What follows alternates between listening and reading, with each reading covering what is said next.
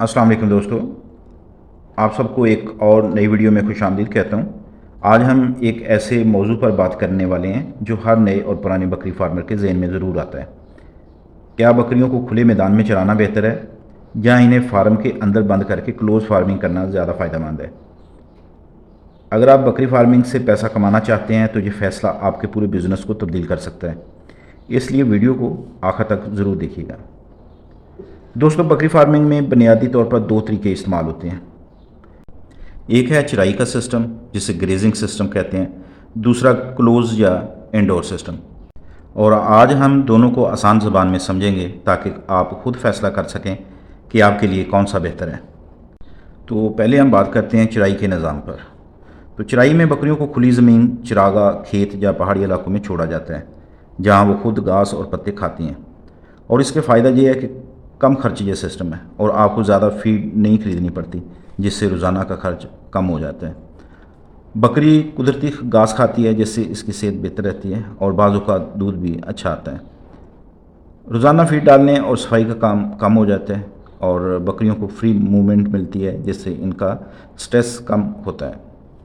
अगर हम grazing system के नुकसानात की बात करें तो बीमारियों का ख़तरा ज़्यादा होता है क्योंकि खुले माहौल में बकरियों को वायरस, कीड़े और इन्फेक्शन का ख़तरा ज़्यादा होता है। उसके बाद हर इलाके में घास एक जैसी नहीं होती जिससे ग्रोथ गैर मुस्तकिल हो सकती है। और उसके बाद सिक्योरिटी का मसला होता है कि चोरी, जंगली जानवर जहाँ हादसात का ख़तरा रहता है। उसके बाद बारिश, खुश्क साली या गर्मी की वजह से चराई मुतासर हो सकती है। और अगर हम क्लोज़ फार्मिंग की बात करें, क्लोज़ फार्मिंग में बकरियों को मुकम्मल फार्म के अंदर रखा जाता है और इन्हें कंट्रोल्ड फीड दी जाती है, जैसे कि खुश्क चारा, सब्ज़ चारा, दाना वगैरह और मिनरल मिक्सचर दिया जाता है। तो इसके जो फ़ायदे हैं, सबसे बड़ा फ़ायदा है कि तेज़ ग्रोथ है, बकरियां जल्द वज़न बढ़ाती हैं जो कमर्शियल फार्मिंग के लिए बहुत आम है। बीमारियों पर कंट्रोल रहता है क्योंकि वैक्सीनेशन, सफाई और माहौल कंट्रोल करने से बीमारी कम हो जाती है। और उसके बाद हर बकरी को बराबर खुराक मिलती है, इसलिए रिज़ल्ट ज़्यादा होता है। तो अगर हम बात करें बिज़नेस कंट्रोल की तो आप पूरे सिस्टम को अपने हाथ में रखते हैं।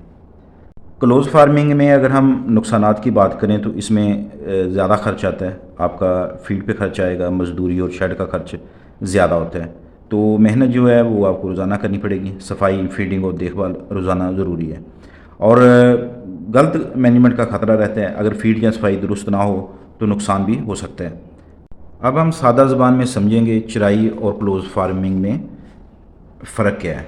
तो चराई कम खर्चा है लेकिन गैर कंट्रोल सिस्टम है और क्लोज़ फार्मिंग ज़्यादा खर्च लेकिन मुकम्मल कंट्रोल और तेज़ ग्रोथ। तो दोस्तों, आज के दौर में सबसे बेहतरीन तरीका सिर्फ एक नहीं होता बल्कि मिक्स सिस्टम है, यानी कि बकरियों को थोड़ा वक्त चराई पर ले जाएं, बाकी वक्त फार्म पर फीड दें। इससे खर्च कम होता है, सेहत बेहतर रहती है, ग्रोथ भी तेज़ होती है। तो कौन सा सिस्टम किसके लिए बेहतर है? अगर आप कम सरमाए से शुरू करना चाहते हैं तो चराई से शुरू करें क्योंकि इस पे कम खर्चा आएगा और वक्त के साथ आपको तजर्बा भी हो जाएगा। अगर आप बिज़नेस करना चाहते हैं तो क्लोज़ फार्मिंग बेहतर है। अगर आप प्रो लेवल पर जाना चाहते हैं तो मिक्स सिस्टम सबसे बेहतरीन है। अब हम बात करेंगे उन गलतियों की जो अक्सर लोग करते हैं।